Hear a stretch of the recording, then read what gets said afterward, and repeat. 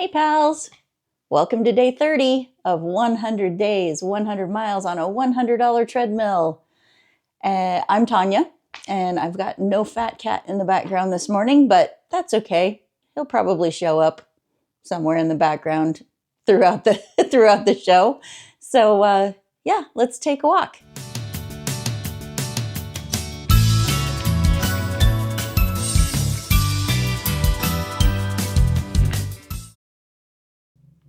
All right, pals, let's get this thing going.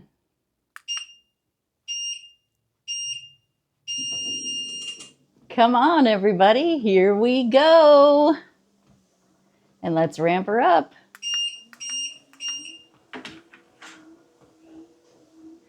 Welcome to day 30.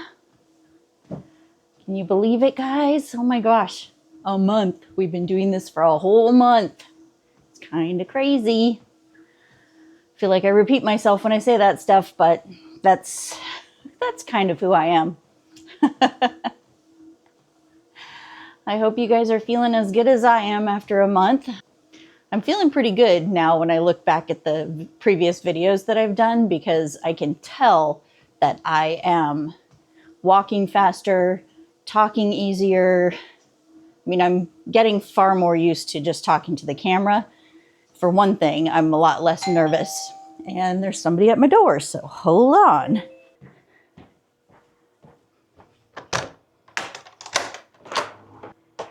Happy New Year. Happy New Year.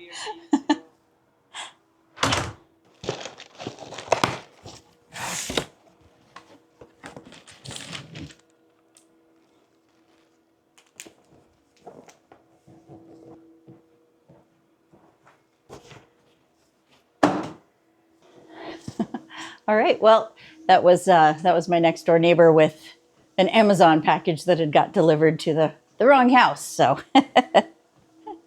we got new ceramic pots and pans for Christmas. So I ordered some silicone utensils so that we could use it with the new cookware and try not to mar the surface too quickly.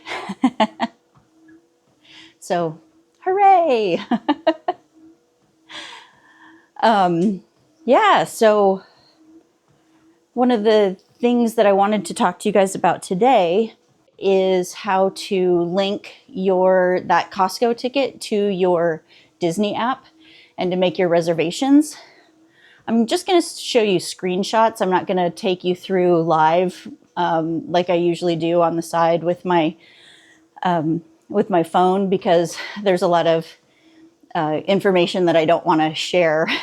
I went through it once just to see how much gets shown. And I think that my phone would probably block it out when I'm trying to show it to you. So I'm just going to give you screenshots of where to go and how to link that ticket and what that process looks like. So the first thing we're going to do is I will record some of this. So the first thing we'll do is start a recording, and I'm going to open the Disneyland app. And there's our welcoming screen. And we're going to tap that hamburger button, which is the 3 lines at the very bottom of your screen on the far right. That takes us to those 6 buttons that we can choose from. And we're going to choose that first one, My Tickets and Passes. So at the very top there, you'll see where it says you can click Buy Tickets or Link Tickets and Passes. And it has some barcode looking things there. So you're going to click Link Tickets and Passes. And that's going to take you to this page where gives you a couple of different ways to link your media. So you can link from the camera on your phone. You can tap, or you can type in the ID. So with the camera, there's a barcode or a QR code on the back of that Costco ticket, and you're going to open the camera, and it's going to open, as you can see, it's going to open that camera and it's going to be looking for media. So what happens is you will find that QR code, which I will do off camera here. It'll give you this quick thumbs up in the middle that will tell you that it has found the media. The next thing that you want to do is actually go in and make your reservations for the park. So just because you have tickets, just because they're linked to your account, just because they're valid, doesn't mean that they're ready to use. And so this is a place where a lot of people get confused. It's not like in the old days where you could just, you just have ticket in hand, can go to the front of the line and say, I want to go to Disneyland today. Unfortunately, that's not how it works anymore. So what you have to do is go to the reservation calendar, and we'll go ahead and I can show you that on the app. Go to that bottom right three-line hamburger button again, and we're going to scroll down to plan my next visit, where it says buy tickets, park reservations, and magic key passes. We're going to click park reservations, and that's going to take us to this page that gives you that information right there. Theme park tickets and reservations. Before you visit a park, you'll need both a park reservation and a valid ticket or magic key pass for the same park on the same date for each day you plan to visit. So again, because I have a 2-day ticket doesn't mean that I just get to go for whatever 2 days I want to go. I have to actually make a reservation for each day that I want to go and which park I want to start in. So if you have a 1 park per day ticket, you will be choosing which park you go to. If you have a park hopper, you will be choosing which park you start in that day. Because when you have a park hopper, you will start in 1 park at whatever time you want to start, whenever from the time that they open, but you cannot hop to the other park until 11 o'clock in the morning. So choose wisely where you want to start. So below that, you'll see the 2 buttons that say select ticket or make or modify a park reservation. So you're going to make or modify a park reservation. And we're going to book a theme park reservation. So there you would see your tickets that are linked. You can click which ticket you want to link, and then at the bottom we'll click next.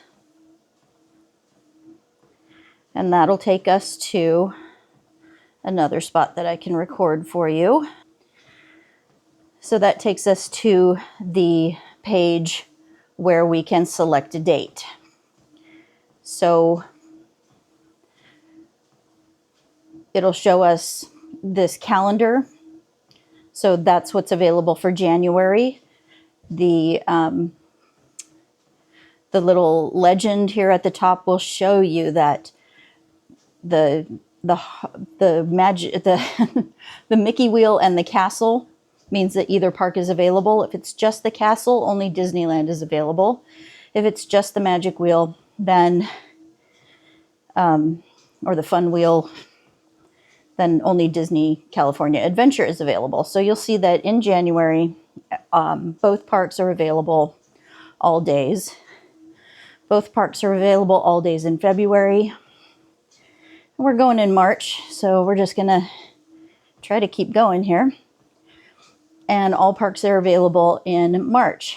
So we are going to go on the 15th. And that'll take you to where you can select which park you want to start in, because it knows already that we have park hopper tickets. So we are going to start in Disneyland that day.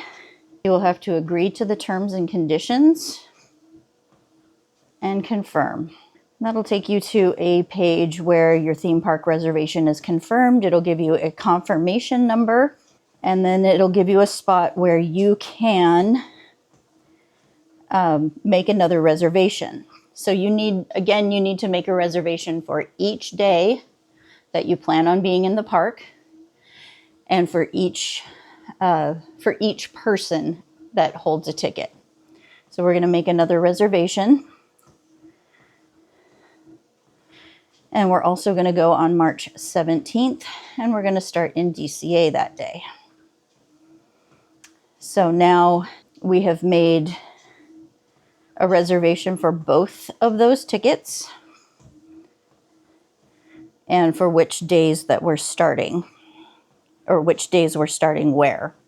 From there, to be able to view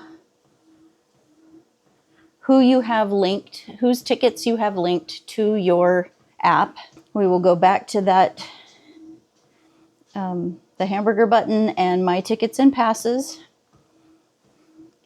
And that's where you can scroll through to find that both tickets are there. I have them connected to my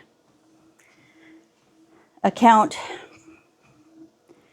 and it will also, so if we go back and look just on the main page, that's where you'll see something a little bit different now.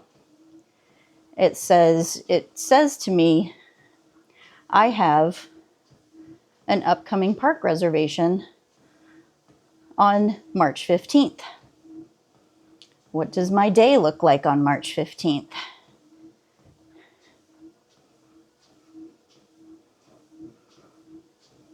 I don't know. You have to go and choose it.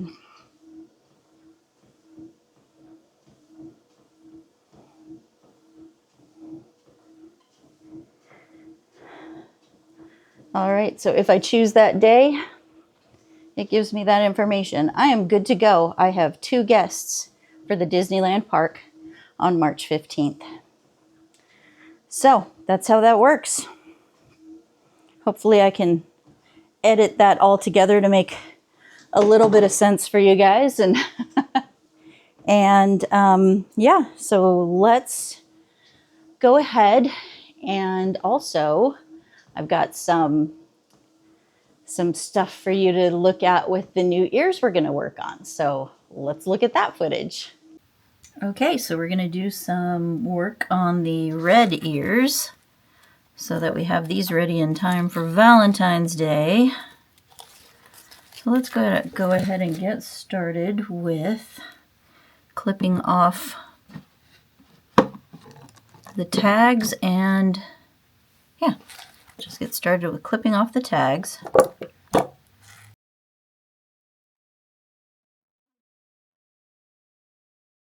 When someone wants to buy them, I'll include all the tags that came with them originally. Get rid of the paper tags.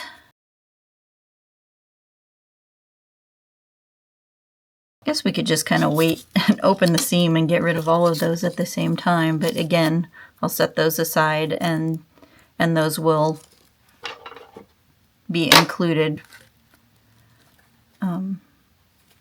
when someone buys them.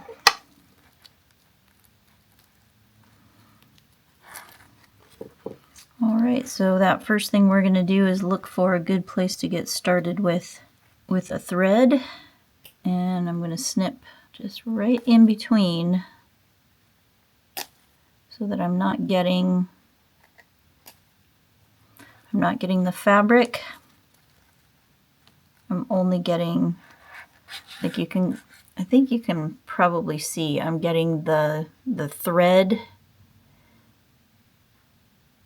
in between the fabric and the tag and snipping that thread, and that opens all of that right up.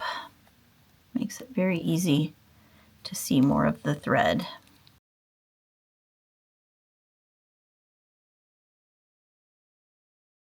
That's a seam ripper, so that it's a little blade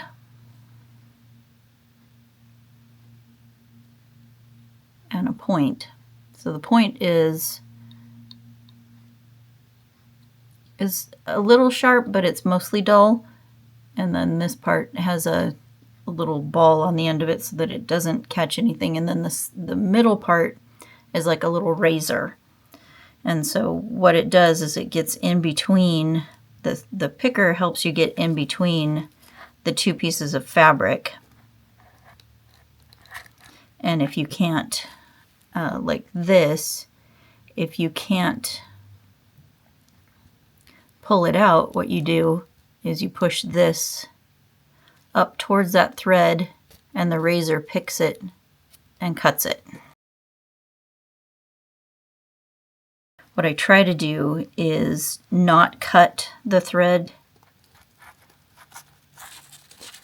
but rather pull it out so that it will still be, so that I still have tails that are usable later.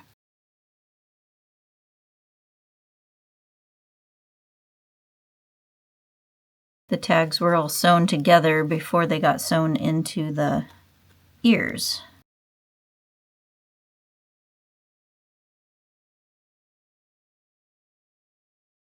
Yeah, the white thread is what was holding the tag into the interior there.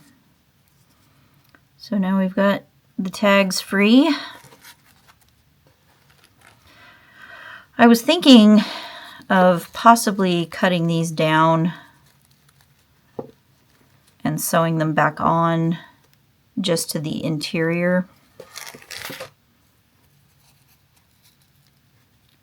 So that you would still have that Disney tag, but that it would be, it wouldn't be visible. I think that's maybe what I'm going to do.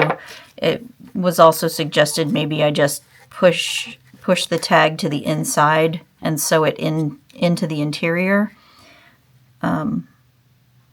But I think that would be a little bit more difficult if someone wanted to, prove that they had Disney ears or whatever it is. So,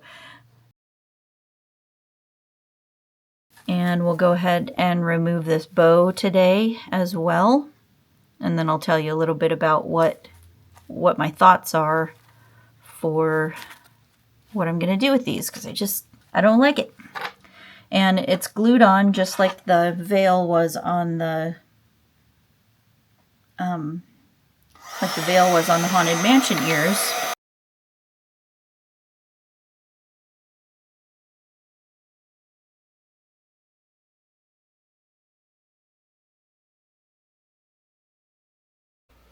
Okay, so with a little bit more heating and pulling and prodding, I actually see that these are, there was a little bit of glue, but these are also sewn down. So I'm gonna take my little scissors, and can you see there where there's a little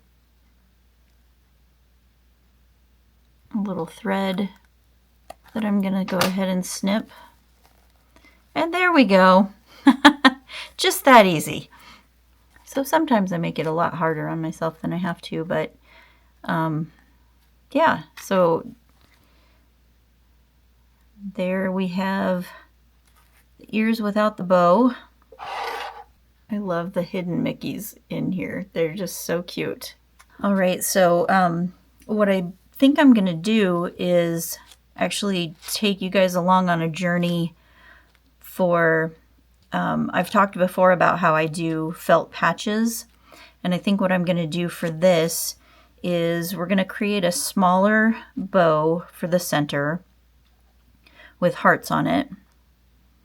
And then on each ear, I'm going to do a felt Mickey and Minnie, and do like Mickey maybe with a box of chocolates and some flowers,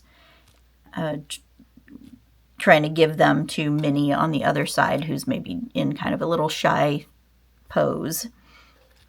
And I think that'll be super cute. So we'll get working on that throughout the week. All right, guys, good job. Thanks for joining me for the 30th day of 100 miles, 100 days on a $100 treadmill. I am Tanya. don't have ears today because I have my Haunted Mansion Bat Stanchion hairpiece in. Let's see. There it is. A little hair clip. So cute. All right. See you tomorrow, pals. Bye.